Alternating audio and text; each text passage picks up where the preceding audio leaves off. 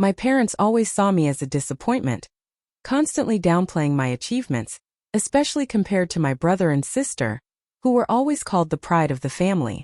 At one family dinner, when I mentioned my project, someone smirked and said, "Oh, that's that little nursing app, right? Cute." Then they announced they'd no longer support me financially. What they didn't know was that I'd been quietly building a company valued at $110 million before its IPO. Their faces went pale. And just then my phone rang. SoftBank was investing $45 million, confirming the valuation. Suddenly, they remembered I was their daughter.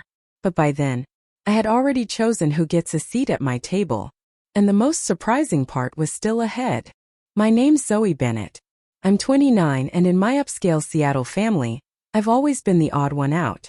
It's funny how sometimes the sweetest wins come when you finally stop trying to earn approval. But before I get into how my family nearly cut me off, right before discovering I was worth millions, tell me where you're tuning in from and don't forget to subscribe. You'll want to stick around for this because when success speaks for itself, it can flip the whole story. I grew up in Ashbury, Oregon, in one of those massive colonial homes with carefully trimmed hedges and a family name that meant something in Seattle's finance world. That reputation was largely built by my father, Richard, a serious, methodical investment banker who saw value in numbers and networks, not in emotions. His 3-decade career at Kensington Capital was as vast as the emotional distance he kept from all of us. And my mother, Sylvia, was his polished counterpart, a Wellesley graduate who stepped away from career dreams to focus on charity galas and golf club socials. Her calendar was packed with society events, and to her, image was everything. When introducing her children to Seattle society, she'd light up with pride talking about my siblings, while subtly brushing past me as if I were some distant cousin. Then there was Ethan, 4 years older than me and the family's shining star. By 30, he was already a VP at my dad's firm, with a polished look, the perfect fiancé from an equally perfect family, and a network that screamed legacy. His Stanford MBA didn't even hang in his own place. It was framed and displayed in our father's study, as if the accomplishment belonged more to our dad than to him. Honestly, maybe it did. Claire came next, 2 years younger than me and the family's golden girl. She had our mother's charm and our father's ambition, a dangerous combo that made her the ideal political spouse in training. While finishing law school at Stanford, she always looked camera-ready, blonde hair in place, that carefully curated smile, and her every accomplishment was celebrated with wine-soaked dinners and mentions in the Seattle Globe Society pages. And then there was me, Zoe. Smack in the middle. The outlier. From as early as I can remember, I just didn't fit their mold. While Claire practiced debating in front of a mirror and Ethan was calculating how to double his allowance, I was pulling apart old computers and rebuilding them for fun. By 12, I was learning how to code through YouTube tutorials and spending hours crafting basic programs in my room. My parents weren't exactly thrilled. Computers are for boys who can't play sports, my dad once muttered when he found me coding at 2 a.m. on a school night. And it's definitely not a career for a Bennett woman. My mom's concerns were always more about optics. Honey, your posture will suffer staring at those screens. And they'll ruin your skin. How are you supposed to meet someone with all that tech stuff? High school didn't make it easier. I went to Belmore Academy, where I thrived in math, physics, and computer science. My parents showed up to one science fair, and only because Ethan needed a ride to a lacrosse game nearby. My robotics team ended up winning the national championship, but they were in Aspen that weekend. Meanwhile, Claire's debate wins earned her full-blown family dinners at Bellamy Bistro. When I scored a perfect SAT math result, all I got was a distracted, "That's nice, dear." When it came time for college applications, my path had already been drawn, at least in their minds. Booth School of Business undergrad, then Stanford Business School, followed by a polished job at a major firm. Until I got married, of course. I had other plans. I applied to Caltech to study engineering. My dad actually laughed when I told him, "That's not a field for a Bennett," he scoffed. "That's usually the kind of role that supports leadership, not leads it." My mom looked genuinely distressed. "But everyone your age is going to Northwestern or Columbia. Who will you even meet at Caltech?" Still I went. I got in with a partial scholarship. They could have covered the rest without blinking, but my father called it a lesson in financial responsibility. So I juggled part-time jobs and maintained a perfect GPA.at my graduation. The only family member who showed up was Aunt Lorraine, my dad's sister. She was the only one who'd ever encouraged me to chase what I loved. The rest of my family? They were in Catalina Island for Claire's engagement party. My first real job was at a small healthcare startup in Redwood City, earning $70,000 a year. Not much compared to Ethan's six-figure starting salary, but to me it was a start. My family saw it differently. Zoe still figuring things out, my mom would tell her friends. Like I was off on some aimless backpacking trip instead of grinding through 60-hour weeks in a rising industry. After all that education, I thought she'd go a more traditional route. My dad would say with a half-smile at Thanksgiving, Claire, of course, had a gift for masking jabs as compliments. It's so refreshing how. You're not into money or status, Zoe, she'd tell me sweetly. I don't think I could ever be that, free-spirited. And for years I just nodded and smiled. I put up with all those subtle remarks over the years, quietly observing, constantly learning, and always planning. The startup world was teaching me lessons my family would never value. That failure could be useful. That hierarchies weren't set in stone. That there were different kinds of currency besides money. But the biggest one? My ideas had value whether or not the Bennetts ever acknowledged them. 2 years ago, during my time at the Redwood City startup, I noticed something that changed everything. Patients with ongoing medical needs were struggling just to see a specialist. Some waited months while their conditions got worse. And on the flip side, specialist schedules were full of inefficiencies that technology could easily fix. The entire system felt stuck in the past, like it hadn't evolved since the 90s, while real people were paying the price. The idea for what would become VitalSync came to me during one of those 3 a.m. coding marathons in my tiny Somerville apartment. I envisioned a HIPAA-compliant platform that could safely link patients to specialists through remote consultations. It would use AI to optimize scheduling based on urgency, symptoms, and doctor availability. Everything in one place. Secure video calls, shared medical records, even prescription tracking. I pulled $55,000 from my savings, the full amount I'd managed to save while juggling rent in Seattle and student loans. It was just enough to build an early version and write a business plan. For 6 months I kept my day job and worked on VitalSync at night, running mostly on caffeine and grit. The first big hurdle came when I started looking for investors. Many of the men I pitched to listen politely, then asked if I had a technical co-founder, code for a man. One of them told me healthcare's a tough field in a tone that clearly meant he didn't think I could handle it. Another gently suggested I step aside and let someone else lead. You're clearly smart, he said, but investors need someone they can trust. I pitched to 37 people before someone finally believed in what I was building. Naomi Griffin, a former healthcare executive turned angel investor, saw the potential. She offered $200,000 in seed funding, enough for me to leave my job and hire 3 people, a back-end developer, a UI/UX designer, and Jade Monroe. Jade started as an admin assistant, but that title didn't reflect what she brought to the table. With a strong background in healthcare operations and a level of drive that matched my own, she understood the vision immediately.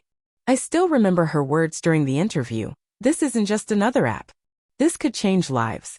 Within a few months, she'd become my right hand, basically our COO, even if we didn't have fancy titles yet. Our first office was a converted storage closet in a Redwood City co-working space. We worked 7 days a week, often past midnight. During one particularly brutal July heatwave, when the AC broke, we kept going, coding in our underwear with bags of frozen peas on our necks. No chairs? No problem. We sat on floor cushions and used cardboard boxes as desks. 9 months in, everything shifted. Redwood Medical Center agreed to run a pilot of VitalSync in their neurology department. The results were incredible. Patient satisfaction shot up by 39%, appointment wait times dropped by 64%, and specialist scheduling improved by 35%. Suddenly we had real numbers, solid data that told our story better than any pitch ever could. Other hospitals started reaching out. Revenue began coming in. We moved into a real office in Mission Creek District and expanded to a team of 15. Then came our series of funding, $6 million, that allowed us to go national. 18 months later, Series B brought in $30 million, valuing us at $72 million. Through all of it, I kept my family completely in the dark. After so many years of their passive dismissals, I'd stopped talking about my work. As far as they knew, I still had a modest job at the same old startup. I even made up a fake apartment when they asked where I lived, saying it was a small one-bedroom when in reality I'd bought a loft in Eastlake. I drove my old Honda Civic to family gatherings and kept my Tesla tucked safely in the garage.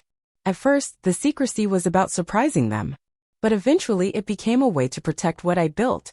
I just couldn't take their casual dismissal of something I was pouring everything into.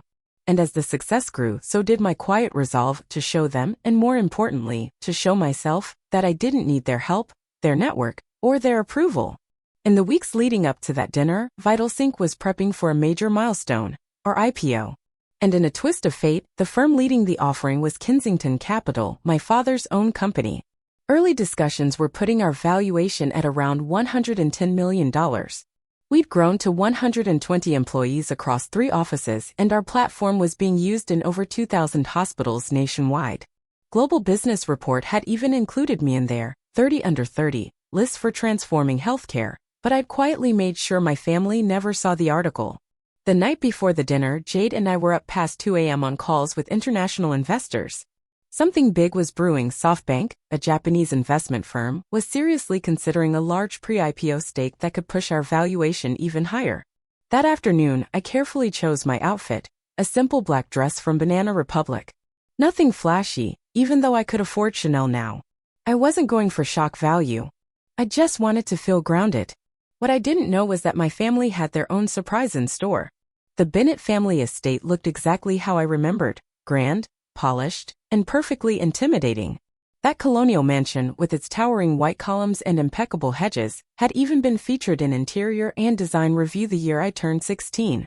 Ironically, the same year I won the State Math Olympiad, a moment that wasn't even acknowledged at dinner.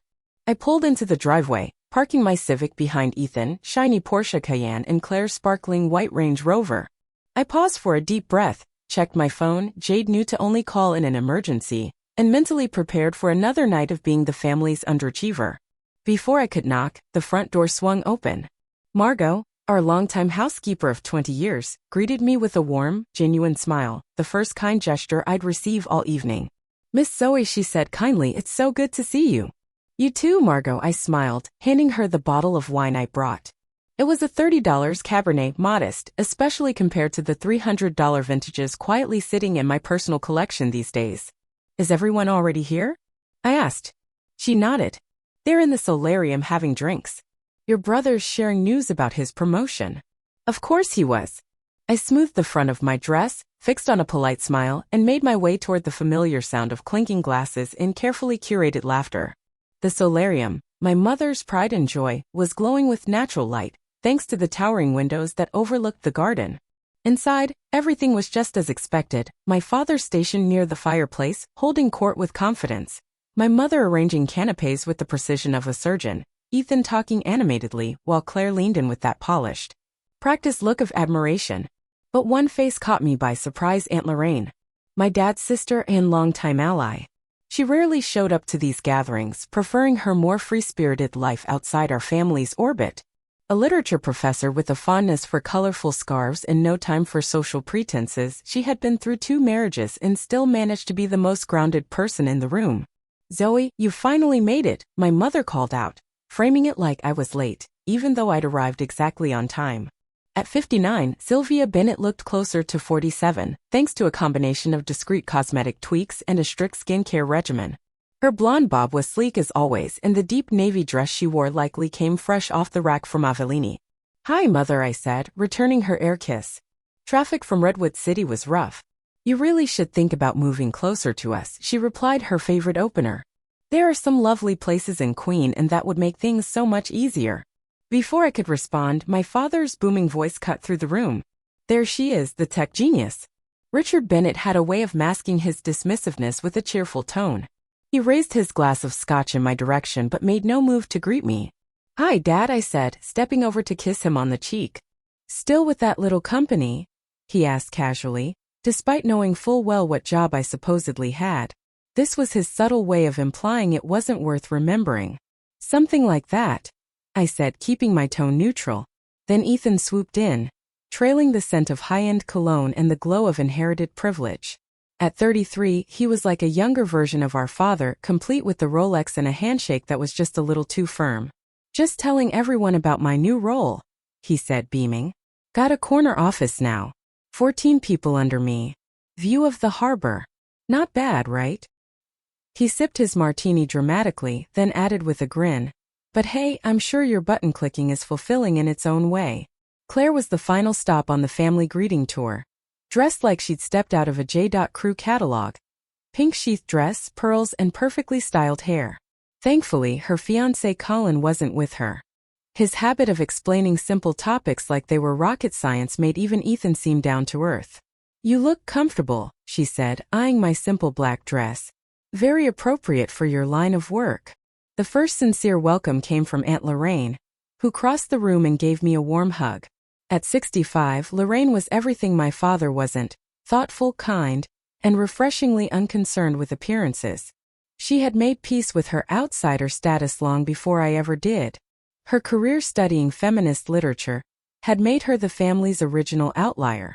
Don't mind any of them, she whispered. How are you really holding up? Just surviving. I whispered back, thankful she was there. The pre-dinner ritual continued like a script we all knew by heart. My mother passed out drinks, white wine for the women, scotch for the men, like we were trapped in a 1950s time capsule. My father quizzed Ethan about economic trends, while Claire took over the room with updates on wedding plans. She talked about her custom Elie Saab dress and the nightmare of narrowing the guest list down to just 300. The governor can only make the reception, she sighed, as if this was some kind of tragedy. I quietly sipped my wine, offering nods at the expected moments, while internally wondering what they'd say if they knew I'd had dinner with 2 senators last month to talk about healthcare tech reforms. Or that the button-clicking Ethan teased was now powering systems used in hospitals all over the country. Dinner is served, Margot announced, saving me from further small talk. The dining room was meant to impress. Long mahogany table, chandelier overhead, portraits of ancestors staring down at us. My father loved to remind guests that one of those somber faces once advised President Calvin Coolidge. That bit of trivia made it into conversation whenever he found an opening. We all took our assigned seats. My parents sat at opposite ends. Ethan and Claire sat on one side. Aunt Lorraine and I took the other. Same arrangement we'd followed since childhood. The only difference now was the empty seat beside me, once occupied by my grandfather. I asked Margot to prepare something a little special tonight, my mother announced as bowls of lobster bisque were placed in front of us. It probably costs more than most people's entire grocery budget for the week. We're celebrating so many wonderful milestones. She raised her glass. To Ethan's big promotion, to Claire's upcoming wedding, and to, she paused, clearly searching for something to say about me. To family, she finished, raising her glass a little too quickly. And so began the family tradition. The round of updates where each of us shared our recent accomplishments. It was part conversation, part silent competition, with my parents silently ranking us through smiles and subtle frowns. Ethan went first, of course, diving into the details of his promotion, the bonus package, and how he led his team through a tricky business deal. My mother asked questions that served mostly to spotlight just how impressive he was. And they chose you over how many other candidates, darling?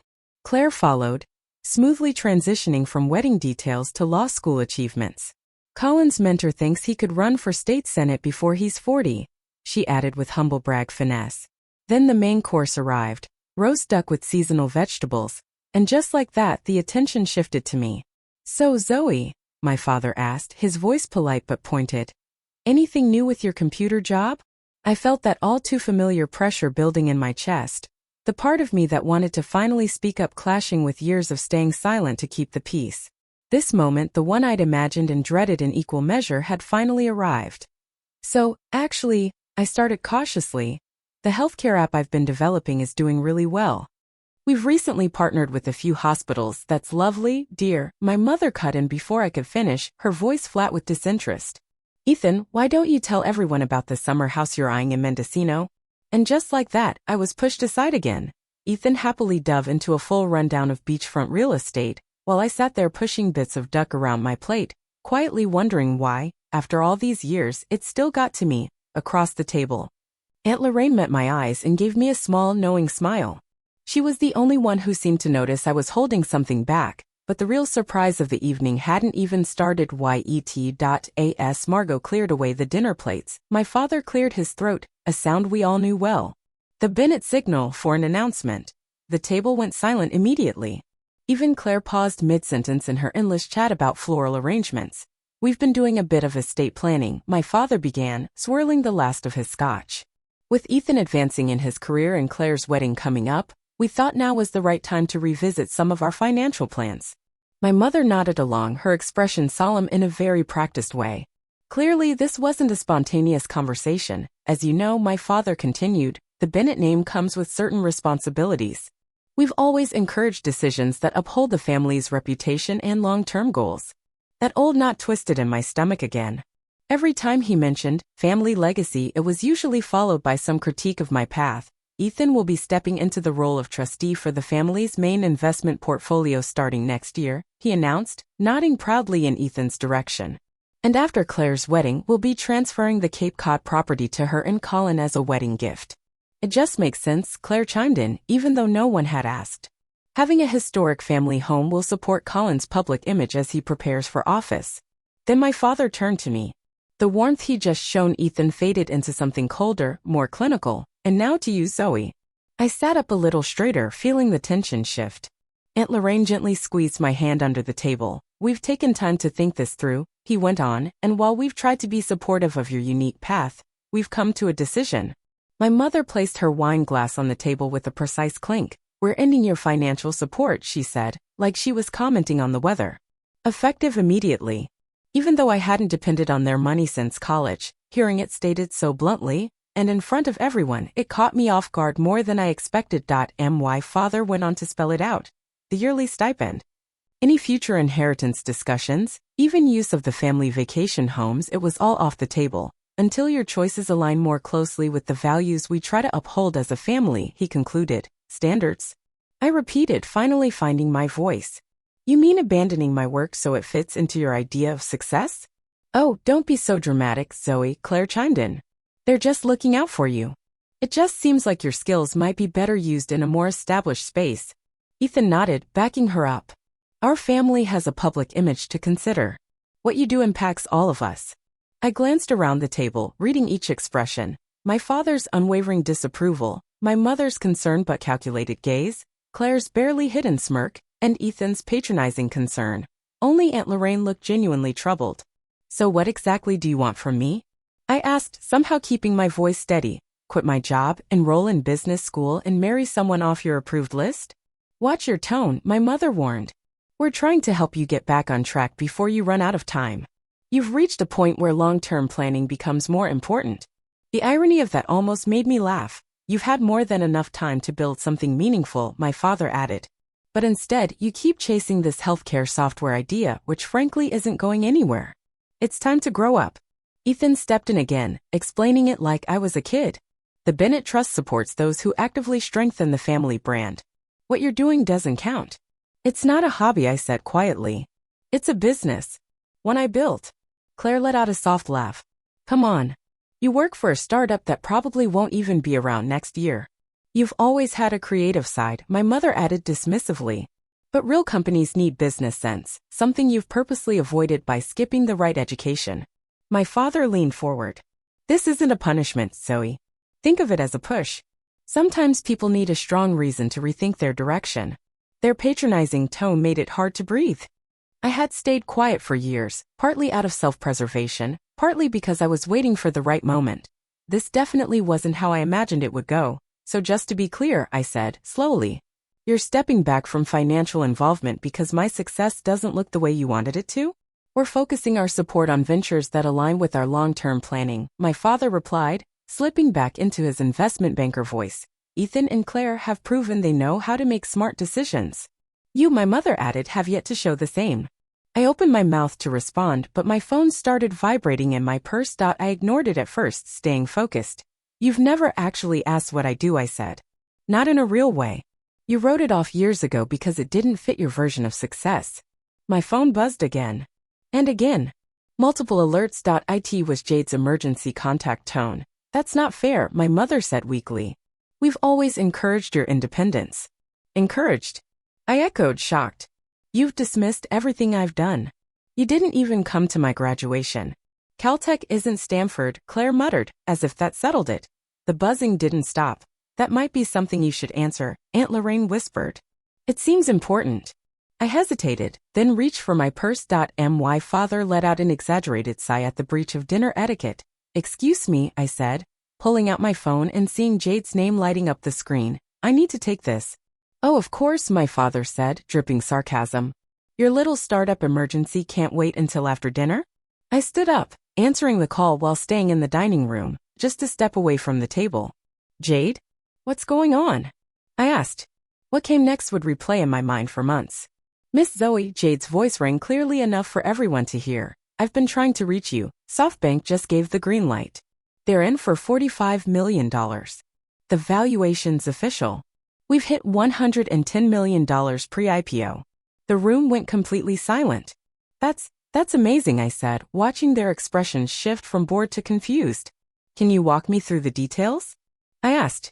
While Jade excitedly listed the terms investment numbers, equity breakdowns, media plans, I watched understanding dawn on every face at the table. My mother's wine glass paused midair. My father's usual stern expression wavered into something that looked like disbelief. Claire's mouth actually dropped open. The Forbes interview is set for Monday, Jade went on, completely unaware of the scene around me. You're being featured in their billionaires in the making profile. Oh, and the National Hospital Association is asking you to be keynote speaker at their annual conference. The CEO reached out personally.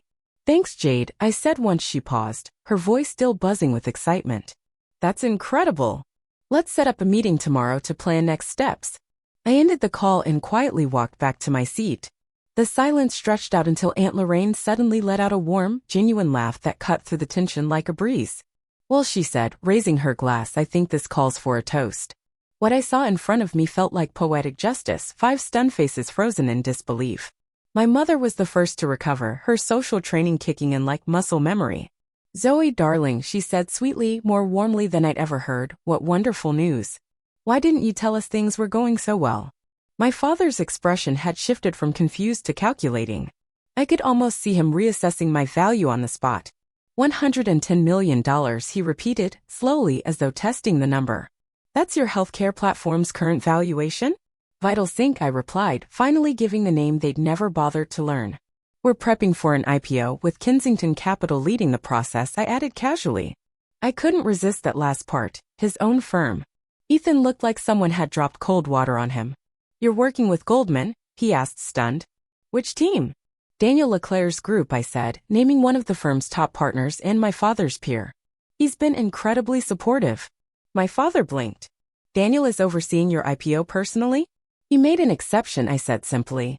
He believes in what we're building. Claire, never one to stay quiet long, jumped in with suddenly cheerful energy. This is amazing, Zoe. I always knew you were talented with computers. Her attempt to rewrite history might have been funny if it weren't so transparent. Really? I asked calmly. That's not quite how I remember it. My phone buzzed again, this time a message. I glanced down. Jade had texted, Wall Street Journal wants exclusive comment on the SoftBank news. Deadline in 3 hours. Frank confirmed for Tuesday's photo shoot. I looked up to see my mother eyeing me closely. Is that a Cartier watch? She asked, finally noticing my wrist. It was the rose gold tank model I'd bought for myself after our Series B funding closed. Yes, I replied. Last year's edition. And your dress, she added, taking in the outfit she dismissed earlier. That's not Banana Republic, is it? Celine, I said casually. I tend to dress low-key for family gatherings. The message was clear. My success hadn't just appeared overnight. I'd been choosing to keep it private. My father cleared his throat, now fully in business mode. Zoe, it seems there's been a misunderstanding about your career situation. Maybe we should revisit our earlier conversation. You mean about stepping back from financial involvement? I asked plainly. He flinched a little at how directly I put it. About the family's financial arrangements, he clarified. Clearly, new information changes things. Does it? I asked, leaning back. Because nothing about me has changed in the last 15 minutes. I'm still doing the same work you just dismissed. Let's not turn this into something more complicated than it has to be, my mother said gently. Your father's trying to smooth over a simple mistake. It's not a mistake, I said. You made your stance very clear. My career didn't measure up to your definition of success. Ethan jumped in with his usual careful tone. We were concerned, Zoe. From the outside it looked like you were struggling. You never told us things were going this well. I wonder why, Aunt Lorraine murmured into her wine. How much are you worth? Claire asked, skipping any subtlety. I studied her for a moment before replying. VitalSync is currently valued at $110 million. I own 51%. A few quick mental calculations brought the table to a halt. That's over $50 million, my father said slowly. On paper, yes, I replied. The IPO is projected to double that, and we're beginning international expansion next quarter. My mother reached across the table and took my hand, something she'd never done before. Sweetheart, that's incredible, she said. We should celebrate. I'll call the club and plan something special. That won't be necessary, I said softly, pulling my hand back. Of course it is, she insisted. This is a huge moment for the whole family. For the family? I repeated. A moment ago, I wasn't considered enough of a Bennett to even qualify for support. Now this is somehow a family win. My father shifted uncomfortably. Zoe, maybe we acted too quickly. Important decisions should be based on full information. You had all the information you wanted, I said. You just didn't value it. I was working in healthcare tech, you knew that, I said quietly. You knew I'd started my own company. You just decided that didn't count, because it didn't match your version of success. Well, Ethan jumped in. Startup valuations can be pretty speculative. It's understandable that we were concerned about long-term stability. Was it concern? I asked. Or something else entirely? Claire, never known for subtlety, changed direction completely. This is all just so exciting, Zoe. With your background in tech and Colin's connections, we could really build something impactful. He's actually been looking for a healthcare platform to promote in his campaign. Her sudden pitch to use my work for her fiancé's ambitions was so bold, I had to blink. And Dad, she added eagerly, think about what this could mean for the family fund. If we invest before the IPO, the potential returns could be huge. My father nodded slowly, clearly already crunching numbers in his mind. We should talk about how to structure the family's investment. I can give Daniel a call tomorrow. No, I said quietly but firmly. Let's stop right there. They all turned toward me, confused. I'm not looking for any family investors, I said clearly. VitalSync has the funding it needs. But surely, my father began, a pre-IPO family stake would be a smart move. It wouldn't, I cut in. Our cap table is already finalized. What about a board seat? Ethan offered. Having a Bennett on the board would add legitimacy. Our board is full, I said, keeping my tone calm. It's made up of people who believed in this company from the start. My mother looked genuinely puzzled. But sweetheart, now that we understand what you've built, we want to support you properly. Now that you know I'm financially successful, I corrected softly. That's not the same thing as real support. Aunt Lorraine let out a quiet cough that might have been hiding a laugh. That's not fair, Claire protested. We're family. Families celebrate each other's success. Do they? I asked, because I didn't see much of that an hour ago. My father, ever the strategist, shifted gears. Let's not dwell on the past, Zoe. What matters is where we go from here. The Bennett network could open valuable doors for you. I looked at him steadily. What doors do you think are still closed to a company valued at $100 million with Kensington Capital handling the IPO? He didn't have an answer. I appreciate the sudden interest, I said, rising from my seat, but I've got an early start tomorrow. You're leaving? My mother looked startled. But we haven't even had dessert. We still need to talk through your media plan and financial management. Your father has excellent advisors. I have my own, I said, picking up my purse. A full team, PR, legal, financial. Everything's covered. But we're your family, she insisted, as if that overrode everything else. Yes, I replied gently, which is exactly why I kept coming to these dinners, hoping things might be different. Even though I knew what to expect. Even though I knew no achievement of mine would ever really be enough. My father stood too, his expression more serious now. Don't walk away over a misunderstanding. Family ties matter more than one bad night. I agree, I said. Which is why I'm going to take a step back and think carefully about what kind of relationship I want with this family moving forward. I turned to Aunt Lorraine, who had been watching everything with quiet pride and something like sadness. Would you like a ride home? I asked. She smiled and gathered her things. I'd love that. As we headed to the door, my phone buzzed again. It was a message from Jade. Capital Daily wants to feature you as Healthcare Innovator of the Year. Need confirmation by tomorrow. Claire called out from behind us. Zoe, we're hosting a dinner next weekend for Colin's campaign team. It would be amazing if you could come and talk about innovation in healthcare. I paused at the door and looked back one last time. The polished dining room, the high-end wine, and the people who only started to notice me once I became useful. I'll check my schedule, I said pleasantly. Just so you're aware, my standard speaking fee for political events starts at $55,000. With that, Aunt Lorraine and I stepped out into the cool night, leaving the Bennett family to sit with the realization that the daughter they dismissed had become their greatest success story. The drive from Brooklyn to Aunt Lorraine's apartment in Redwood City was quiet at first. The weight of what had just happened lingered in the air. Eventually, she broke the silence with a light laugh. $55,000 for a speaking fee, she said with a grin. Your mother nearly dropped her pearls. I couldn't help but laugh with her. I don't usually charge to speak, I admitted. But for Claire's fiancé, I'd make an exception. I'd charge him double, Lorraine replied with a wink. He's a little too impressed with himself. We pulled up outside her brownstone, but neither of us moved right away. You knew, didn't you? I asked. About VitalSync. She gave me a warm smile. I read the text section of the Times, dear.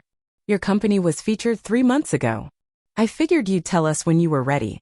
I should have told you sooner, I said. I just got used to keeping it separate. With good reason, she replied, patting my hand. Your father and I grew up with the same rules. Success meant the right schools, the right social clubs, the right investments. It took me until my 40s to let go of all that. You've done it in your 20s. Not completely, I said. I still showed up tonight. I still wanted their approval, even a little. That's not weakness, she said gently. That's just being human. We all want our parents' love. The difference is you didn't sacrifice who you are to earn it. We sat in thoughtful silence for a moment, then she spoke again. What about the family now? I considered it carefully. I'm going to set clear boundaries.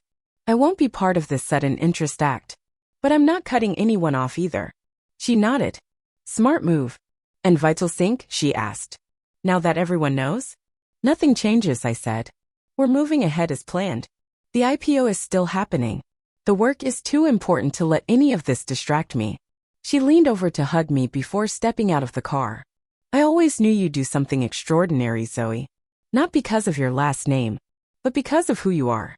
Her words stayed with me during the drive back to my loft in Eastlake.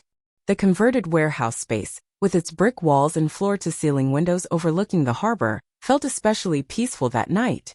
I slipped off my heels, poured a glass of wine, and finally let myself breathe. My phone lit up with a wave of new messages. A text from my father. Let's talk strategy over lunch tomorrow at the club. Some thoughts on your new role. An email from my mother. Darling, I've added you to the Symphony Gala guest list. The chairman's hoping to discuss a possible donation from your company. Ethan chimed in with a message too. Impressive move, sis. Let's grab coffee. I'd love to hear more about healthcare tech opportunities. And most transparently, Claire wrote, Colin's eager to get your take on his healthcare platform.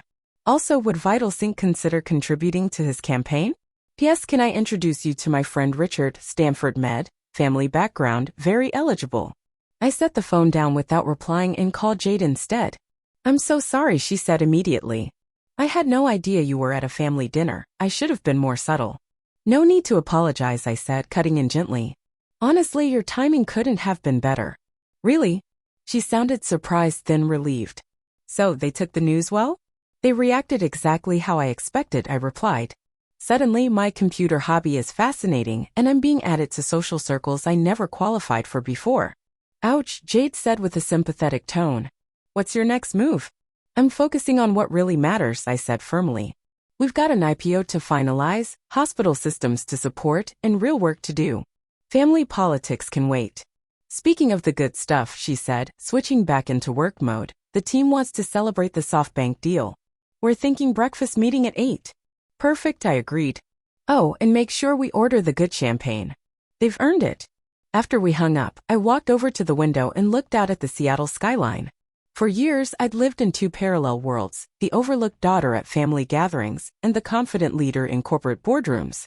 Now those realities had collided, and it was time to define how they would or wouldn't coexist. The next morning, I walked into Vital Sync's Mission Creek District office and found the entire team already gathered in the glass-walled conference room. 35 faces looked up, each one part of this journey: developers, designers, healthcare professionals, and support staff, people who had believed in the mission long before it was popular. Before we opened the champagne, I set my bag down and addressed the room. Before anything else, I want to thank you, I said. What we've built isn't just financially valuable, it's meaningful. Every day, patients are getting help because of what you've created. Jade handed me a glass and raised her own. To Vital Sync, she said, smiling, and to Zoe, who saw where healthcare could go, even when others couldn't look past where it's been. After the toast, I returned to my office and found a delivery waiting for me, a massive floral arrangement, practically a small tree with a card attached. So proud of our brilliant daughter. Love, Mom and Dad. I stared at the note for a moment, stunned by the irony. Just the day before, they'd cut me off from the family finances. Now I was suddenly their brilliant daughter. As I debated what to do with the bouquet, my assistant poked her head in. Your father's called 3 times, she said. And your brother's downstairs. Ethan? I asked, caught off guard. Says he happened to be in the neighborhood, she added with finger quotes. Should I send him up? I thought for a second, then nodded. Give me 5 minutes, then bring him in. When Ethan walked into my office, his expression was a mix of awkwardness and evaluation. He let out a low whistle as he took in the sleek furniture, the floor-to-ceiling windows, and the framed Wall Street Journal feature. Nice setup, he commented, his hands stuffed into the pockets of his tailored suit. Very startup chic. What brings you to Mission Creek District, Ethan? I asked calmly without offering him a seat. Dad's office is downtown. Can't a brother stop by to see his successful sister? He said with a smile that didn't quite reach his eyes. Of course, I said. Oh, it's the first time you've ever done so. To his credit, he looked a bit sheepish. Look, Zoe, about last night. Let me stop you right there, I interrupted. If you're here with pitch ideas or investment suggestions, I'm not interested. That's a little harsh, he frowned. We're still family. Yes, I agreed. Which is why I'm happy to have lunch sometime, talk about everyday stuff, even attend family events. But Vital Sync isn't open for family involvement. That doesn't sound very strategic, he said. The Bennett Network could have helped 4 years ago, I cut in. But no one offered then. I'm not looking for it now. Well, we didn't know, he started. You didn't ask, I said evenly. Big difference. He shifted uncomfortably, then tried another tactic. Dad feels awful about how it went. That whole cutting off thing, it was supposed to motivate you. We didn't realize you'd already made it. And what if I hadn't? I asked. If I really was just an employee at a struggling startup, would that decision still have been justified? He didn't respond. Ethan, I've got a meeting in 10 minutes with investors who believed in this company before any headlines, I said, gently but firmly. Unless there's something else? He straightened, slipping back into his practice business face. Right. I'll let Dad know you're busy. Maybe dinner next week? He wants to make things right. Tell him I'll reach out when I'm ready, I said. And Ethan? If you're ever truly curious about what I do, I'd be happy to explain. But only if you genuinely want to listen. After he left, I asked my assistant to send the flower arrangement to the children's wing at Redwood Medical Center. Then I turned my attention back to what truly mattered, finalizing IPO paperwork, reviewing international rollout plans, and prepping for the upcoming Forbes interview. In the weeks that followed, I kept my distance. My mother's calls started going to voicemail. My father's lunch invites were met with polite but clear refusals. Claire's ongoing efforts to connect my success with her fiancé's campaign? I let those sit in silence. The only relationship I made a point to nurture was the one with Aunt Lorraine. She visited the office one afternoon for a proper tour. This is incredible, she said, watching one of our engineers demonstrate the platform. You've built something that truly helps people. That was always the idea, I told her. The valuation is nice, but it's never been the main goal. And that, she said thoughtfully, is exactly why you've achieved what so many others couldn't. You solved an actual problem instead of chasing a payout. As we moved through the office, employees greeted me with the kind of sincere respect that can't be forced. Not the nervous kind I used to see at my father's firm, but the warm, earned recognition of a team that shares a mission. You've built a family here, Lorraine observed as we returned to my office. One you chose. Looking around at the energy in the room, driven, collaborative, proud, I knew she was right. While I'd spent years quietly hoping for my family's approval, I'd been building something even more powerful. A team that valued contribution over credentials, innovation over image, and purpose over prestige. And realizing that was worth more than any IPO headline ever could be. The next 6 months flew by in a blur of momentum. VitalSync's IPO didn't just meet projections, it beat every one of them. On the very first day of trading, we were valued at $240 million. My personal stake? Worth over $126 million, more than the total net worth of my extended family combined. But while the numbers grabbed headlines, what truly mattered to me were the results. 500 hospitals using our platform. Over 35,000 patients per day connected with specialists they otherwise wouldn't have reached. Wait times for urgent consultations had dropped from weeks to days or even hours. Real lives were being changed because of what we'd created. The media coverage ramped up. Forbes, Global Business Report, BizStream News, they all wanted the story of the healthcare tech breakout founder. I gave interviews that focused on the mission and technology, steering clear of personal stories or family references. My first major post-IPO decision was founding the Bennett Tech Futures Fund, a $25 million fund supporting young women in tech, especially those working in healthcare solutions. I chose the name on purpose. It wasn't about honoring a family legacy. It was about redefining it on my terms. The foundation's debut program offered scholarships for girls from underserved communities to attend coding camps and receive mentorship from women in leadership roles. When journalists asked if the name referred to my family, I simply replied, "It's named after me." As for my relationship with my family, it shifted. I still showed up for Christmas at the estate, but I limited my visit to 3 hours and brought Jade along as a buffer. I accepted the occasional lunch with my father where we stuck to weather updates and Red Sox stats. My mother's attempts to parade me around at society galas were kindly but firmly declined. Except for the Children's Hospital fundraiser where VitalSync was a major donor. Claire's wedding invite received a short note.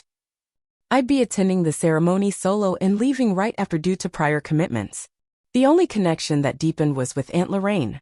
She joined the board of the Bennett Tech Futures Fund, bringing her academic background and strong voice for gender equity into our decision-making. We had weekly dinners and honest conversations about business, life, and everything in between. "You've handled them perfectly," she told me one evening. Respectful but with boundaries. "It's still tough sometimes," I admitted. Part of me still wishes they truly saw the value in what I've built, not just the dollar signs. "They might never see it that way," she said softly. "Your work lives in a space they just don't understand. They see the numbers. They don't see the vision behind them." She was right. My parents' efforts to reconnect always came in the language they understood. Invitations to country clubs. Introductions to suitable people. Tips on how to manage generational wealth. What they never asked was what VitalSync actually did or why it meant so much to me.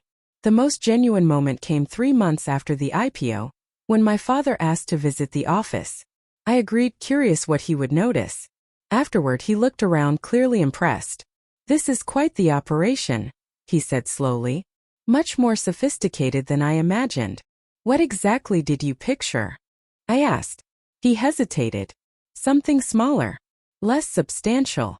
It was the closest thing to admitting he'd underestimated me that I'd probably ever get.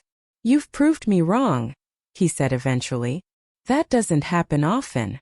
"It was never about proving anything," I replied. "It was about building something that mattered." He gave a quiet nod, not fully understanding but at least trying. It was a small step but it felt real. The most unexpected shift came through therapy. Aunt Lorraine had gently suggested it not long after the IPO. My therapist, Dr. Myers, specialized in family dynamics, and she helped me uncover something I hadn't wanted to admit. A big part of my ambition had been driven by a need for validation. Validation I might never receive. "What would it mean?" she asked one session. "If you accepted that your parents may never truly value your path the way you hope?" The question hit hard, but it opened a door. Because while my success had challenged their expectations, it hadn't really changed who they were. Real peace wouldn't come from finally impressing them. It would come from no longer needing to.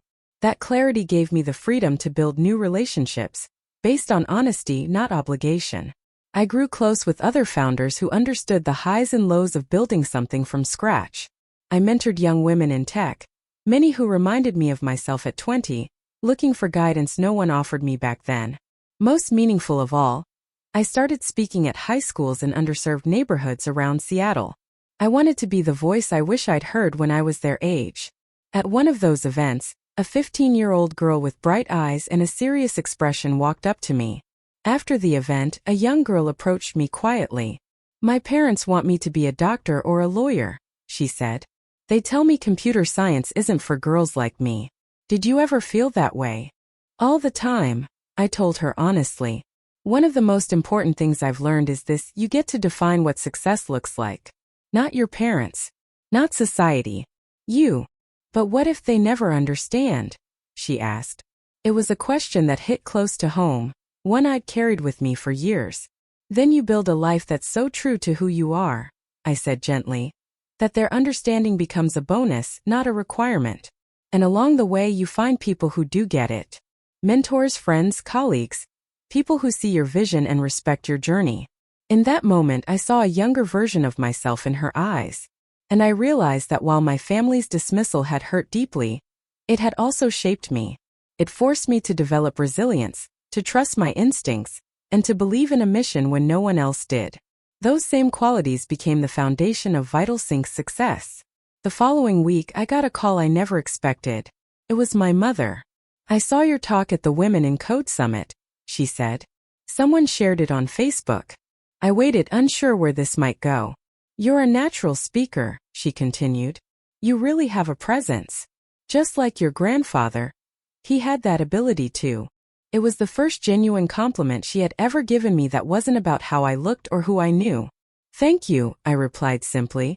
"I still don't really understand what you do," she added after a pause. "The technology. The healthcare side. It's a bit over my head. But I can tell it matters to you. And to a lot of other people apparently." It wasn't full understanding, but it was something even more important: acknowledgement. A small step toward seeing me not as who she wanted me to be, but as who I actually was. Exactly 1 year after that family dinner, I hosted a new kind of gathering, a housewarming at my townhouse in Seattle's Queen Anne. The guest list was filled with people who'd walked this journey with me. The original VitalSync team, fellow founders, mentors who had offered guidance when I needed it most, and of course Aunt Lorraine. After some thought, I also invited my immediate family. As I looked around the room that night, watching people from different corners of my life mingle and laugh, I felt something I hadn't expected: peace. The dynamics within the Bennett family hadn't magically changed. But I had. I no longer needed their approval to feel confident in who I was or what I'd built. When it came time for a toast, I raised my glass, feeling grounded and calm. "To real success," I said. "The kind that isn't measured by net worth or social status, but by the lives we touch and the problems we solve. To surrounding ourselves with people who believe in us before the world catches on. And to creating our own legacy, no matter what name we were born with." Across the room, Aunt Lorraine met my eyes and gave a small, proud nod. My parents looked slightly puzzled but listened respectfully. "And the people who have been part of VitalSync since day one?" They smiled because they understood every word. Later that night, after the guests had gone, I stood on the rooftop terrace overlooking the Seattle skyline. My phone buzzed. It was a notification. VitalSync had just been approved for use in hospitals across the UK. Our first major step into international care. And with it, more lives would be impacted by something I once had to defend as just a side project. The very thing my family had once dismissed as a passing interest in computers. I thought of that 15-year-old girl from the high school event. And others like her, young women with big ideas that don't always fit within other people's expectations. If hearing my story helped even one of them stay true to their vision, then that dinner where I was cut off, dismissed, and underestimated wasn't a loss. It was a turning point. It gave me the clarity and freedom to fully own my path without waiting for permission. Sometimes the hardest moments push us toward our greatest growth. And sometimes being told you're on your own becomes the best thing that could happen. Because it leads you to build something so meaningful that it speaks louder than anything you could ever say in return. Has your family ever doubted your dreams or tried to steer you down a path that didn't feel right? How did you respond? I'd love to hear your stories in the comments. And if this journey resonated with you, please like, subscribe, and share it with someone who might need a reminder. It's okay to define success in your own words. At the end of the day, the most lasting validation is the kind you give yourself. Thanks for listening to my story. And wherever you are, I hope you find the strength to build a life that's genuinely yours.